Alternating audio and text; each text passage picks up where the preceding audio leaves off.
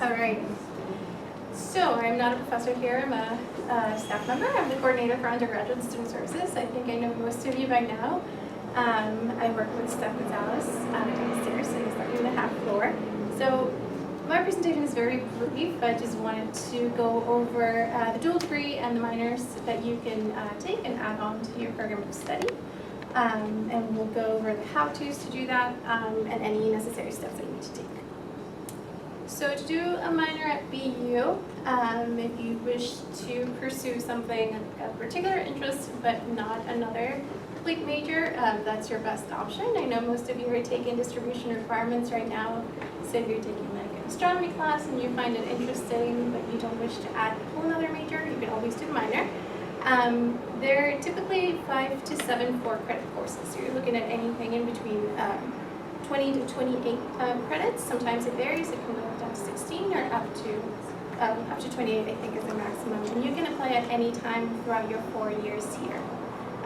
Minor will only show up on your transcript. It will not show up in your diploma. I actually just got a call about that today. It's not going to come up in your diploma. It won't come up anywhere but on your transcript and in your resume, which is a great thing to have also. And you cannot add a minor if it's already included within your program requirements. So for example, if you're doing NFL, Spanish education, you cannot do a Spanish minor or any education minor within any of your education majors, if that makes sense. So how to add a minor? First off, talk to your faculty advisor just to make sure that they are aware that you're planning to add a minor. They will suggest maybe a different program or maybe to do it at a different time depending on how you're doing academically as well. You have to set up an advising meeting with the professor or the staff in charge in the different schools. So if you're thinking of a minor in CAS or in Sargent, you have to set up an advising meeting with them. If you're not sure of who that person or that contact would be, let us know and we'll find out for you. Usually schools like CAS have different staff in charge for the different programs.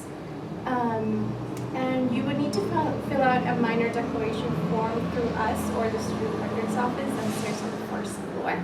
And we also have minor forms for any other college or any other school on campus. So once you have the program decided, just come to us and we will get that paperwork for you. In order to know what each minor requires, the academic bulletin is a great resource to access. It actually lists out exactly which courses you have to take. For example, I have the minor in psychology here. There's prerequisites, any notes that you should keep in mind as you're pursuing your minor. And there's more, but that's the only space I can fit in here.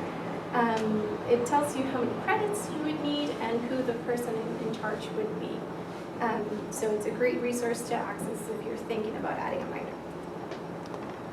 So with a dual degree program in SED, you can technically add any program to your SED program of study. However, of course, if you're doing elementary and thinking about something like communications where they don't really overlap, it may be a little more difficult, but it is certainly doable.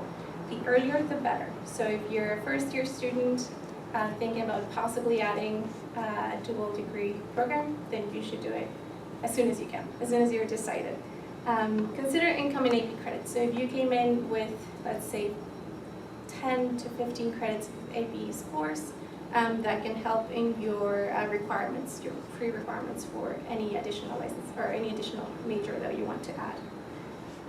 You have to be willing to be flexible with your schedule. So if you're thinking of doing a dual degree, you have to think that that may mean some overloading in some semesters, taking 5 classes instead of 4, or maybe more. And you have to be willing to stay over the summer, to take a few summer classes, or you also have to be willing to maybe stay an additional year. That really depends on the program that you choose to study, but it is certainly doable. And you can declare a dual degree anytime after your first semester, first year, or no later than your second semester, second year. Some popular choices that we have are in the secondary ed program. So if you're doing, let's say, social studies education, you can do a history major in CAS because they are similar programs. Same with science education, you can do biology. And that is not the same as seeking an additional license, which Dr. Laird talked about earlier. To do this, you have to talk to a faculty advisor within SED.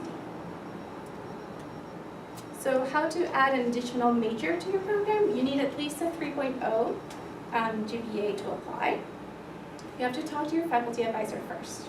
Again, just let them know that you're thinking of doing this, and they will advise you whether if it's the right thing, the right path for you to do, or they may suggest some other options that you have. You would set up a meeting with staff downstairs in the undergraduate student services office just to make sure that she's aware as well. And we would do a walkthrough of the curriculum and the classes that you would need in order to complete the dual degree. Again, it's great to check out the requirements on the bulletin ahead of time just so you know what classes you're missing and what classes you would need to take in the future. You would set up a meeting with the advisor at the other school for the other degree. So if you're thinking of a CAS degree, you have to set up a meeting with them as well. You have to do a statement of intent, which is pretty much a one-page essay saying why you're interested in pursuing this additional major.